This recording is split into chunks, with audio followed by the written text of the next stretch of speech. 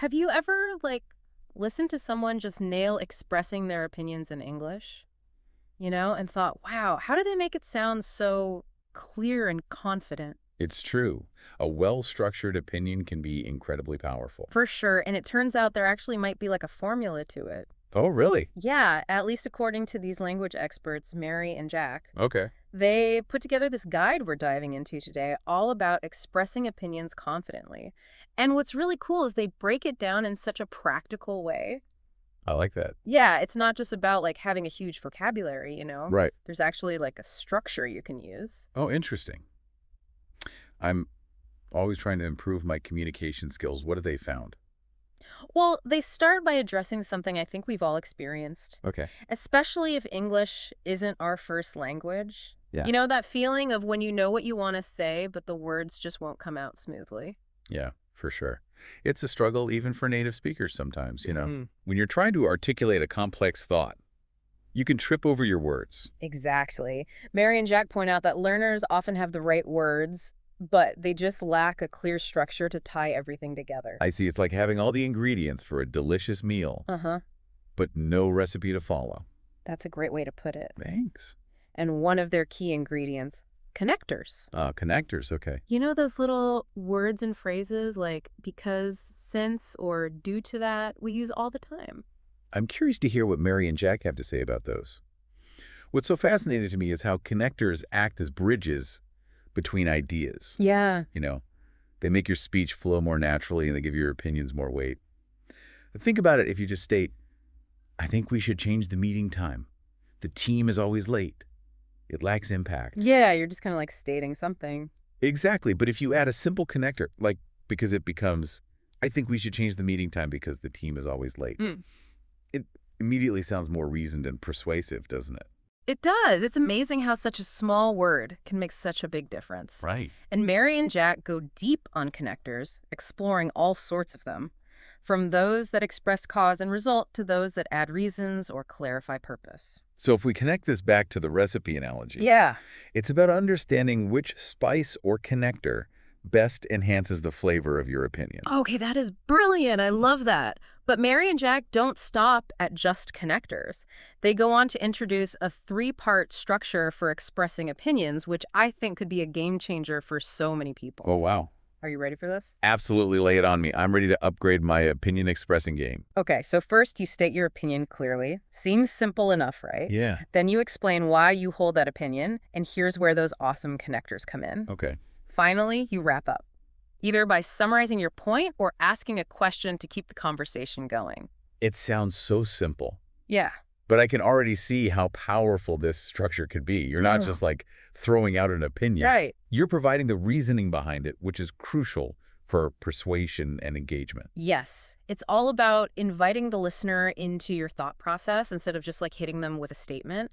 And what I really appreciate is that Mary and Jack don't just leave you hanging with the theory. They provide real-world examples of how this structure can be applied in both social and professional settings.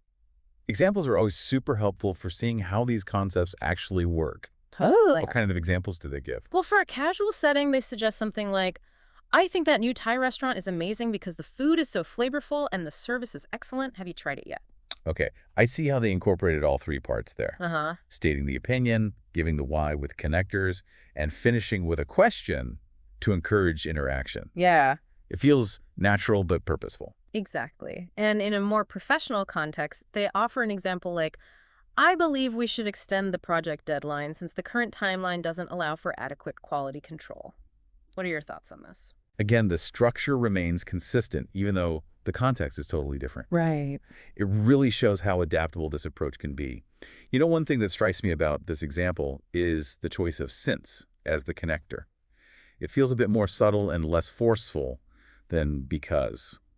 You're picking up on some great nuances here. Mary and Jack do touch upon the subtle differences between connectors. Perhaps we can dive into those a bit later. I'd love to. The more I think about connectors, the more I realize how much they can impact the tone and effectiveness of our communication. You're so right. Oh. Okay, are you ready to try this out? Mary and Jack actually encourage listeners to pause and practice using this three-part structure, aiming for at least two connectors when expressing an opinion. We say, want to give it a go? I'm always up for a challenge. Mm. Let me think. Okay, how about this? I believe that incorporating more visuals into our presentations would be incredibly beneficial because it can increase audience engagement and make complex information more accessible. What are your thoughts on that? Wow, you nailed it. You used the three-part structure perfectly. Well, thanks. And even managed to weave in two connectors. It feels more impactful when you put it all together, doesn't it? It's like I'm really guiding the listener through my thought process. I completely agree. And that's one of the biggest takeaways here. By using connectors effectively and applying this three-part structure, we can significantly boost our confidence when expressing opinions in English. It's not just about having the vocabulary. It's about utilizing these tools to present our thoughts in a way that is both clear and compelling. Couldn't have said it better myself. Is that? But there's one more thing Mary and Jack caution against, and it's something you really need to be aware of when you start incorporating these techniques into your own communication. What's that? They warn against overusing connectors. While they're incredibly helpful, too many connectors can actually make your speech sound unnatural and forced. Imagine someone saying, I went to the store because I needed milk and because they were having a sale and because I had a coupon. It's just too much, right? Yeah, you're right. It loses its impact. It just becomes clunky. Exactly. It's about using connectors purposefully to link ideas effectively, not just throwing them in randomly. It makes me wonder if there are certain situations where some connectors are more appropriate than others. For instance, is because too strong for casual conversation. That's a great question, and I think it's the perfect segue into the next part of our deep dive. As we're talking about these connectors, it almost feels like we're discussing like the mortar that holds bricks together in a building. Ooh, I like that analogy. So you're saying connectors give our sentences structure and strength, just like mortar does for a wall. Exactly. Without mortar, those bricks would just crumble into a pile. Yeah, true. And similarly, without connectors, our thoughts can sound disjointed and confusing. That makes me appreciate even more why Mary and Jack spend so much time explaining, the different types of connectors and what they do. Yeah. It's like choosing the right tool for the job. Exactly. You wouldn't use a hammer to screw in a light bulb, right? Right. Just like you wouldn't use the same connector to express a cause and a purpose. Makes sense. It's about matching the tool to the task and understanding how those subtle differences in connectors can really shape your message. So let's talk about some of these connector tools, shall we? Mary and Jack broke them down into categories like cause and result, purpose, and adding reasons, right? Yeah, you got it. They start with cause and result connectors, Okay. which are essential for explaining why you hold a particular opinion. Okay. Words like because, since, and due to all fall under this category. They're really the workhorses of persuasive communication. Okay, I'm starting to see how this all ties together. So if I were to say, I believe remote work is becoming increasingly popular because it offers greater flexibility and work-life balance, Yeah, I'm using because to connect my opinion to the reasons behind it. exactly. And using these connectors can make your arguments so much more convincing. Imagine you're trying to convince a friend to watch your favorite movie. You could just say, you should watch this movie. It's good. But that's not very persuasive. But if you say, you should watch this movie, it's good because it has amazing special effects and a compelling storyline. Now, you're giving them a reason to be interested. Okay, now I want to go watch a movie. But back to connectors, what about those purpose connectors Mary and Jack talked about? Yes. The ones that explain why you're doing something. Those are important for clarifying your intentions and motivations. Okay. Words like, in order to, so that, and to all serve this purpose. So instead of just saying, I'm taking a coding class, I could say, I'm taking a coding class in order to improve my job prospects. Right. And by adding that purpose connector, you've given context to your actions.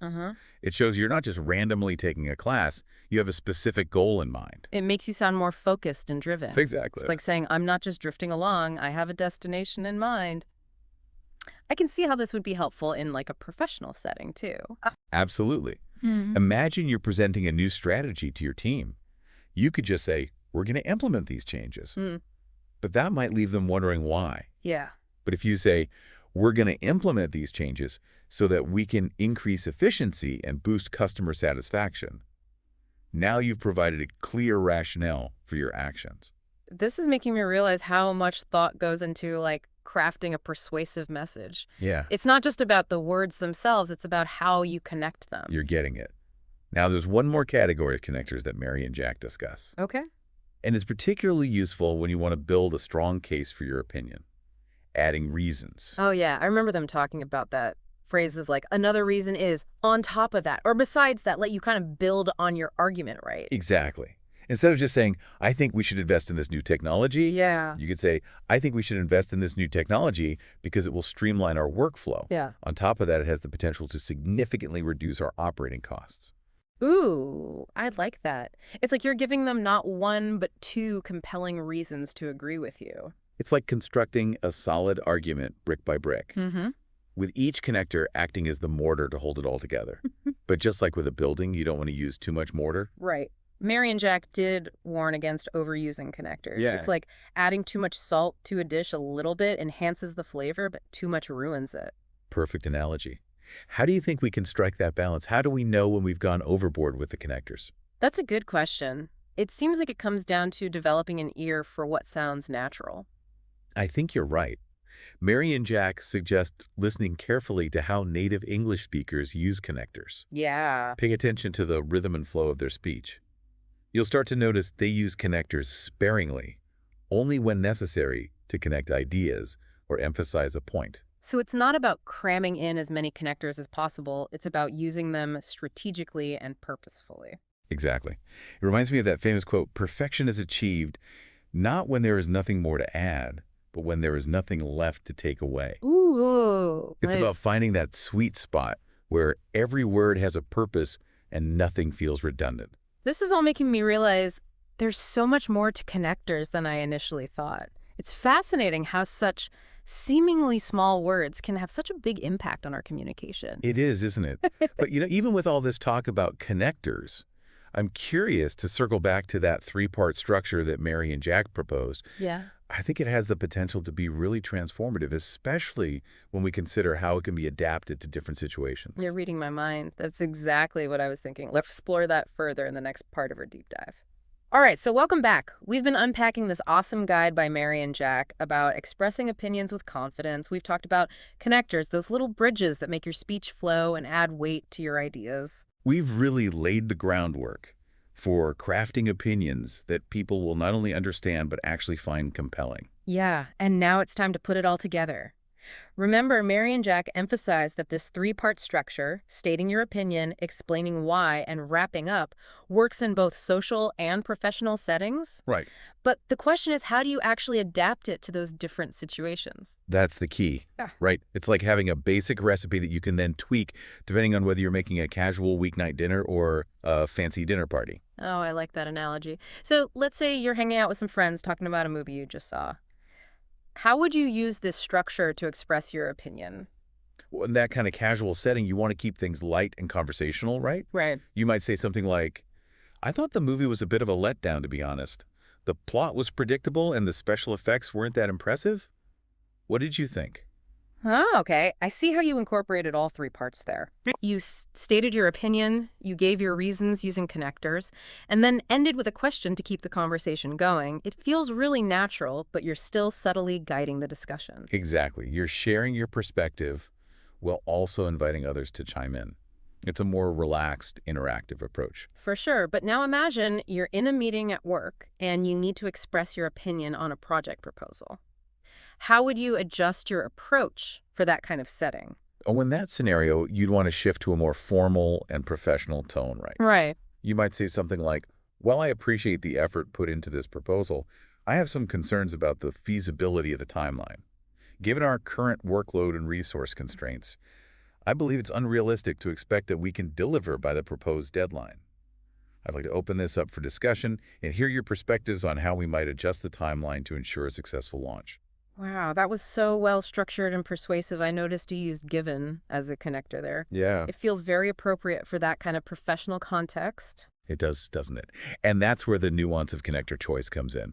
In a casual conversation, you might use because or since, but in a more formal setting, connectors like given or considering can convey a sense of professionalism and thoughtfulness. It's like choosing the right outfit for the occasion. Exactly. You wouldn't wear a ball gown to a backyard barbecue, just like you wouldn't use overly casual language in a business presentation. Exactly. It's about understanding the unspoken rules of communication and adapting your style to fit this situation. Yeah, I think even with this structure and all the connector knowledge that we've gained, I think there's still an element of practice and self-awareness involved in becoming truly confident in expressing opinions. Oh, for sure. Mary and Jack make a great point about this in their guide. Mhm. They emphasize that fluency in expressing opinions isn't something that happens overnight. It's an ongoing process. They even encourage listeners to pause the episode and try it out themselves, using at least two connectors when expressing an opinion. I love that they're prompting people to take action and put these techniques into practice. Yeah, it's the only way to really internalize these concepts and make them your own. It's like learning to ride a bike. Ah, You can read all the instructions in the world, but you won't really learn until you get on and start pedaling. so true. And just like with riding a bike, there will be bumps and wobbles along the way. Oh, yeah, for sure. But the more you practice, the more confident and skilled you'll become. Absolutely. And that's where self-awareness comes in. Pay attention to how you sound when you express your opinions. Yeah. Are you coming across clearly? Are you using connectors effectively? Are you engaging your listener? It's like watching a recording of yourself giving a presentation. You might notice things you didn't realize in the moment, like a nervous habit or a tendency to speak too quickly. Exactly. By paying attention to those details, you can identify areas for improvement and just refine your communication style over time. This has been such an eye-opening conversation. I feel like I have a whole new toolkit for expressing myself with confidence. Me too. And it's more than just about sounding confident. It's about feeling confident in your ability to communicate your ideas effectively. And that's a really powerful feeling, isn't it? To know that you can articulate your thoughts in a way that people will understand and respect. Absolutely. So as we wrap up this deep dive, what are some key takeaways you'd like our listener to walk away with? Well, I think the biggest takeaway is that expressing opinions effectively is a skill that can be learned and honed. You don't have to be a naturally gifted speaker to communicate your ideas with clarity and confidence. I totally agree. The three-part structure, the strategic use of connectors, the awareness of tone and context, these are all tools that anyone can use to really enhance their communication. And remember, practice is key. The more you experiment with these tools, the more natural and effortless they'll become. So don't be afraid to try them out in your everyday conversations. Exactly. Embrace the challenge, have fun with it, and you'll be amazed at the difference it can make. Well, that's it for our deep dive into the fascinating world of expressing opinions with confidence. We hope you found it insightful and inspiring. Until next time, keep those opinions flowing, and remember, the power to communicate effectively is within your grasp.